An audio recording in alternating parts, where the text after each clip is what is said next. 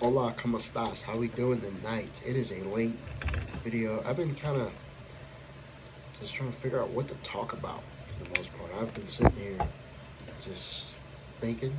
I've had a lot of topics in my mind. Uh,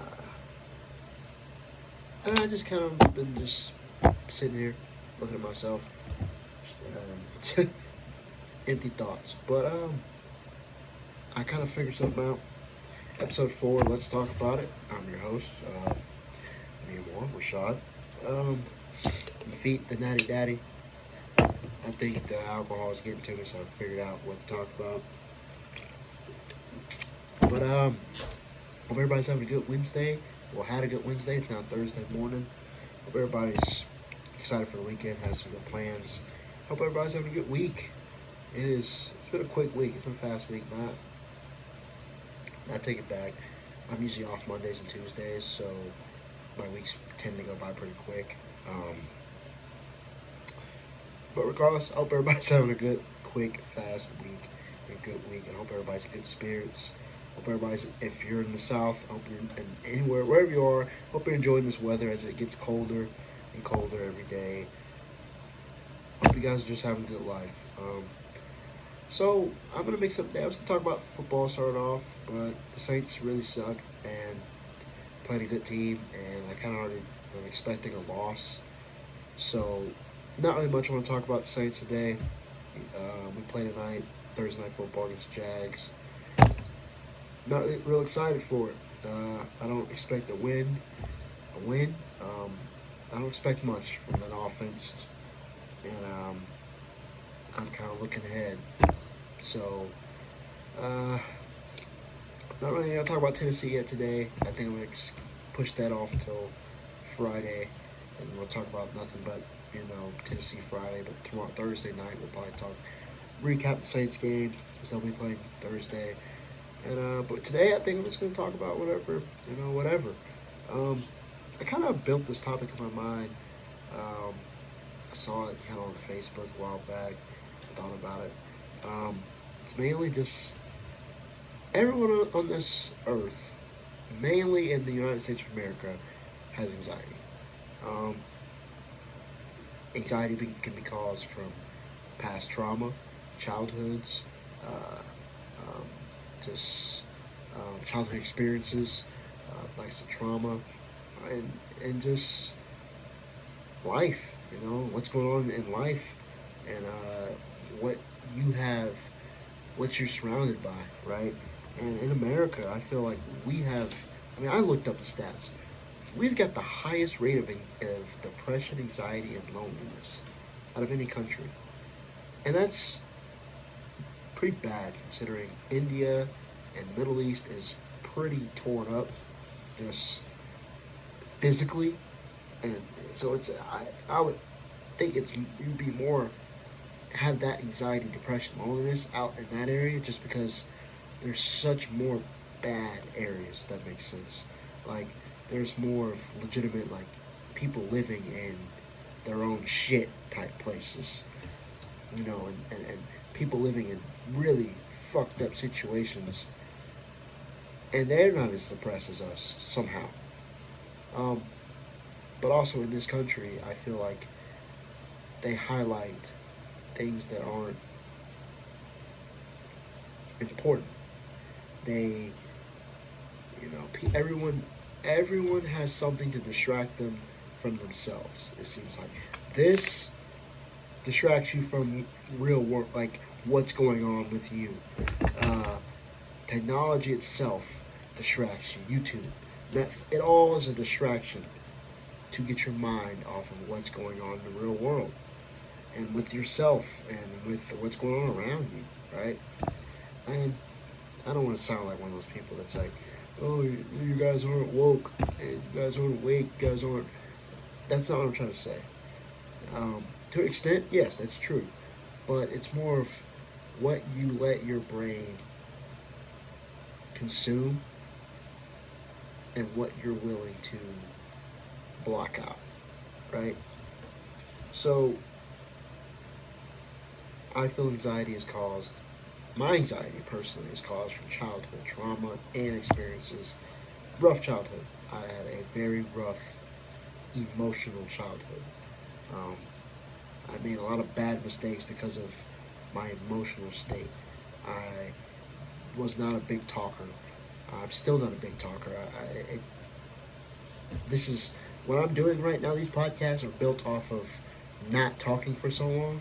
That's now built up to where all I do is want to talk to people and see their point of view and see if there's other people like me almost. Um, it's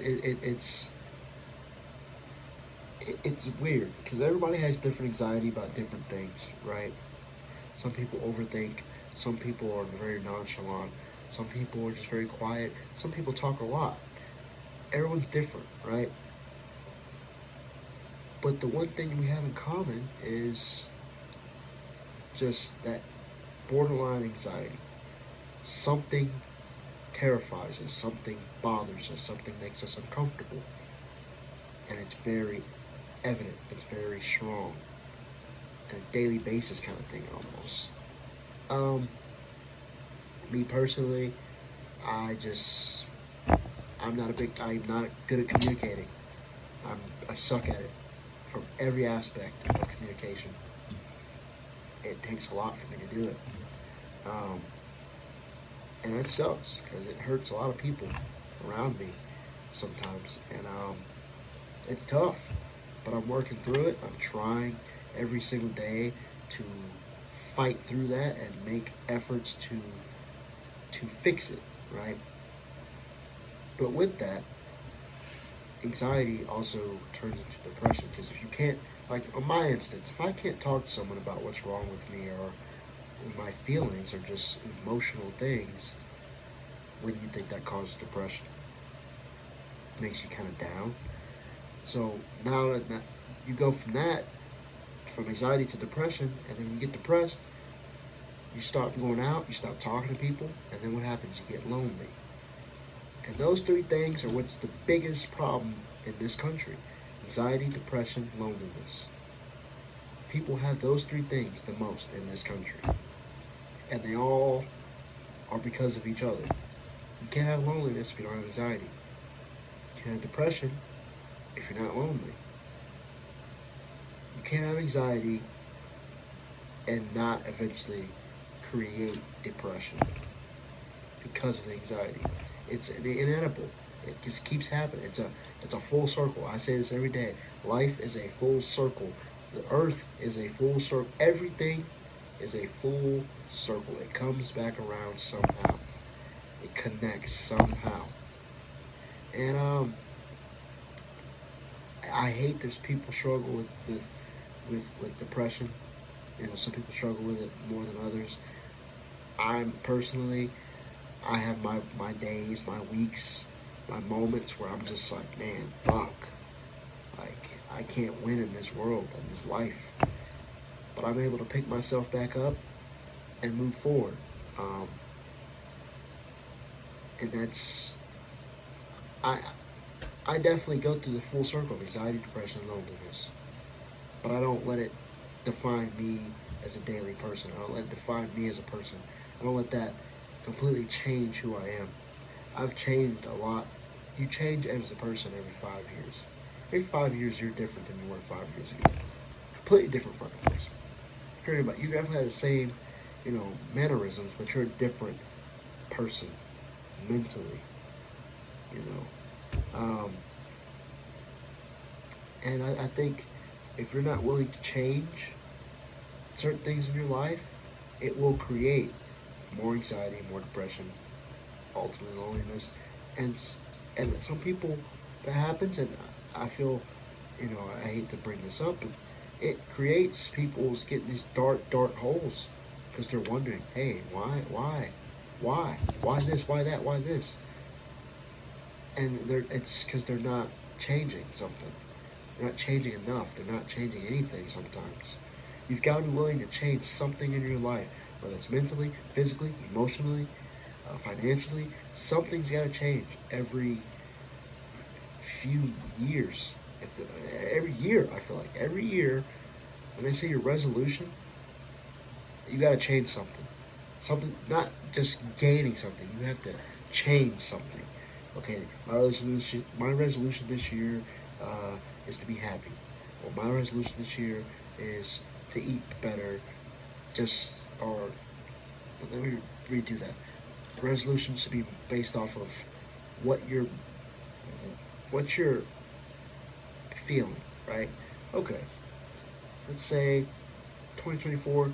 My resolution is to just be mentally better, be able to take constructive criticism, be able to take, you know, the good with the bad. It should be something like that, something that can help you in the long run to create better habits. Um, and I think people just fail to really think of that far ahead, or that deep. Um, you just got to be able to take the good with the bad. You got to be able to move forward with things. You got to be able to not be stuck on one situation, one thing. You got to move forward. You got to prepare yourself mentally, physically, emotionally for what's next.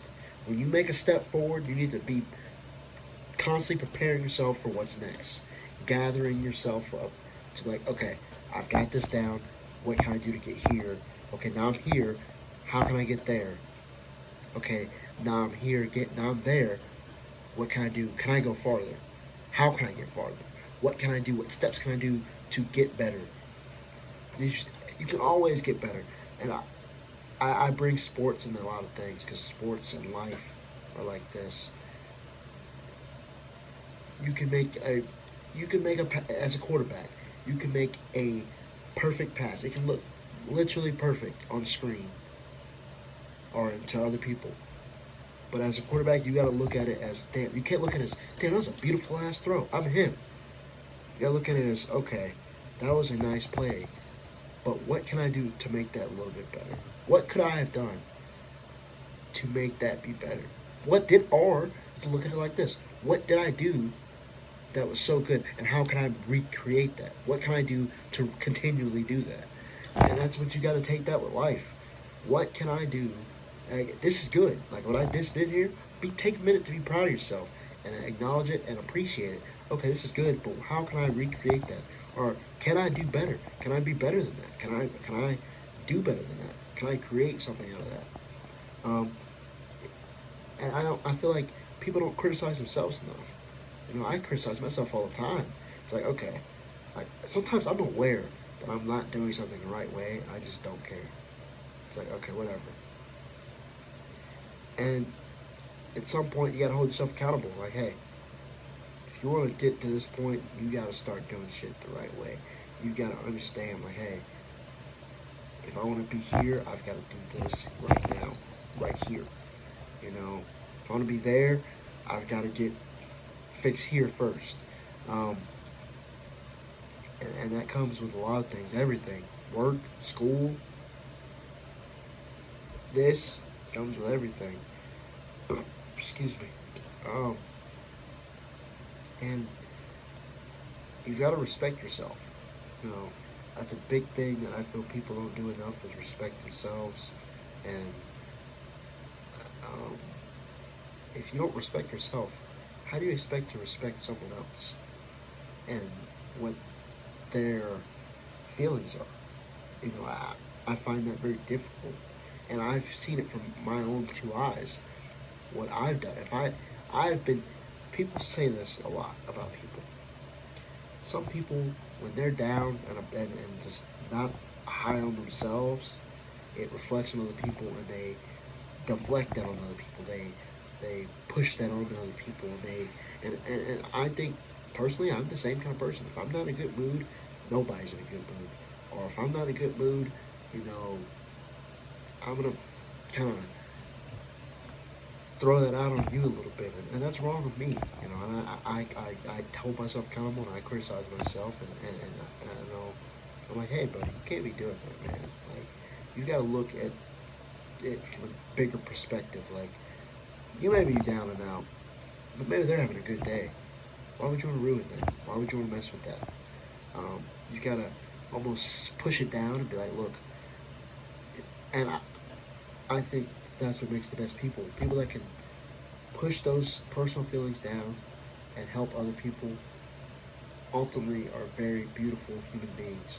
Now, I'm not saying to push down your feelings all the time, but sometimes it's bigger than just you. And it took me a long time to figure that out. Um, and I'm bigger now. I'm still struggling with it, but I'm definitely figuring it out. Um, and on top of that, I mean, building on that, you can't let, um, from the other perspective, you can't let someone that's other people bring you down. You know, I don't try to do that at all. I try my best to look at the bigger picture. Hey, maybe they're having a bad day.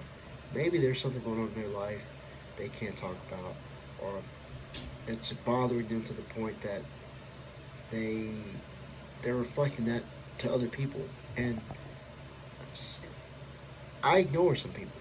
You know, I ignore people when they're portraying that negativity towards me sometimes, and I feel I didn't deserve it. I'm like, look, get your space, you do you, come back when you're ready.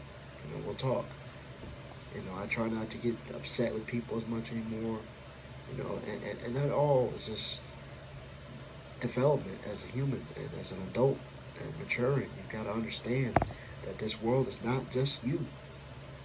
It doesn't consist of just you. It consists of trillions and billions of people. And everyone has have different feelings. Everyone feels a certain different way. Everybody is just different. And yeah, it takes a lot of time, experience to just understand that and be okay with that.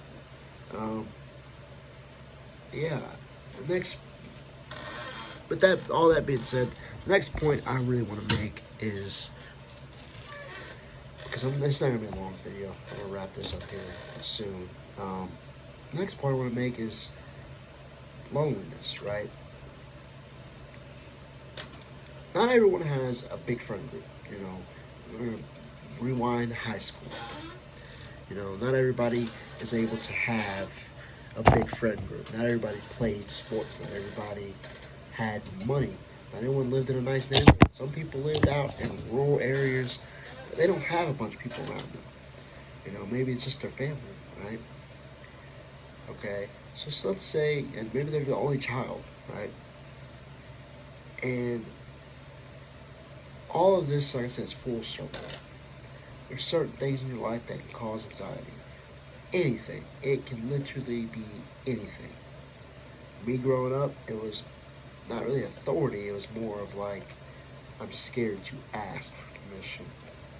So I'm just going to go do it and hope that I don't get caught. I feel like that's every child. It's better to ask for forgiveness than it is permission. But I learned that it's actually the exact opposite. It's easier to ask for permission and get turned down than it is to have to ask for forgiveness. Because I couldn't even do that. I struggled with that too. It's like, I just stare at you like, it's like, I couldn't do either or. So I just sit there quietly and take take the punishment. I've always really been able to do that. Just take the punishment and get it over with. But that's just, yeah, it's right to an extent, but it's not. You've got to be able to think and think ahead. Use the brain that God gave you. And I think anxiety can be caused by anything. You can have anxiety about anything. But you got to be able to face that a better way. You can't just wait for the anxiety to build, then it brings you down, and then you're facing the consequences of your anxiety.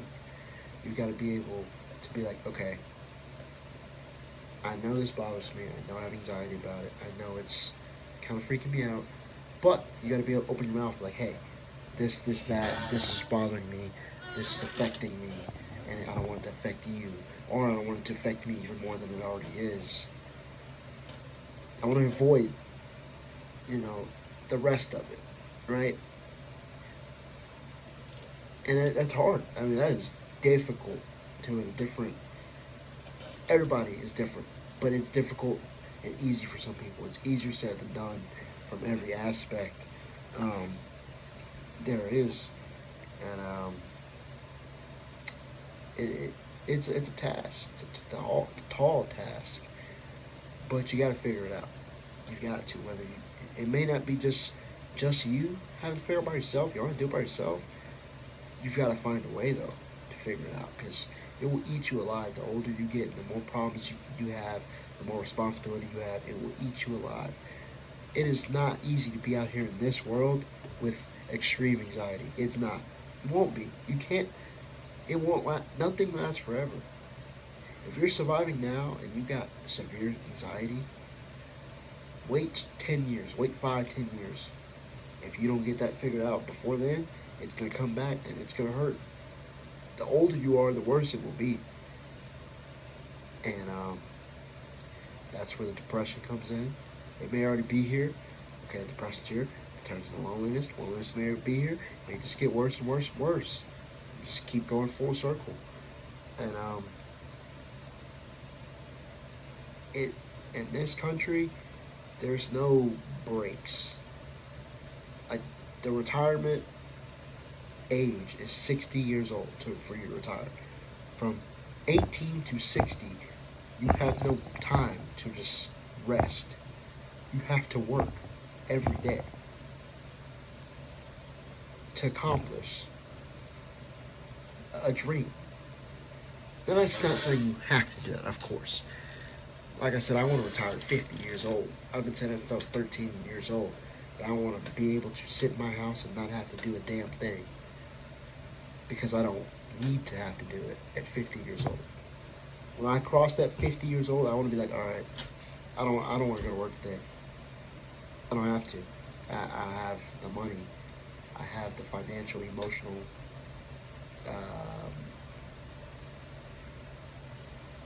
platform, so to say. I don't really have to, a pedestal, whatever you want to call it. I don't have to go to work today. You know, I'm okay. Like, I want to sleep today. I want to drink today. I do what the fuck I want today. And to be okay, and it not affect me. You know? In this world, in this day and age, you've got to figure out yourself early. And not saying 16, 17, 18, but before you get to the point where it's too late. Because if you're getting into your 40s and 50s and you're physically tired and on top of mentally tired, it's just, I couldn't imagine. I don't want to imagine what that's like. That's a low point. And that a lot of, you know, people take their lives at earlier than they need to. Hold on. You don't ever need to take your life. But earlier, they leave this earth earlier than they need to leave this earth. Because they've spent 40 years in this pit of just, in this cycle of anxiety, depression, loneliness. And it's hard to watch. I mean, you know, I hate to bring this up. You know, it hurts me. But my buddy here, Josh, he took his life last year. And we will never know why. But I can 100% tell you it was tied to anxiety. 100% anxiety. And it ate him alive. And he couldn't take it. And we all been there where we're like, man, I can't take this anymore. And, you know, some people are stronger than others. And some people, you know, are able to fight through that. Some people aren't. And that's the reality of the hard reality of it, that not everyone is built to take on these things in life. It's just, you know, and I hate when people say it's a selfish thing, you know, to take your own life and things of that nature. I don't look at it that way. You know, I'm not saying it's okay to go out and commit, you know, suicide or to hurt yourself, but it is, some people just aren't built to live this life. Some people aren't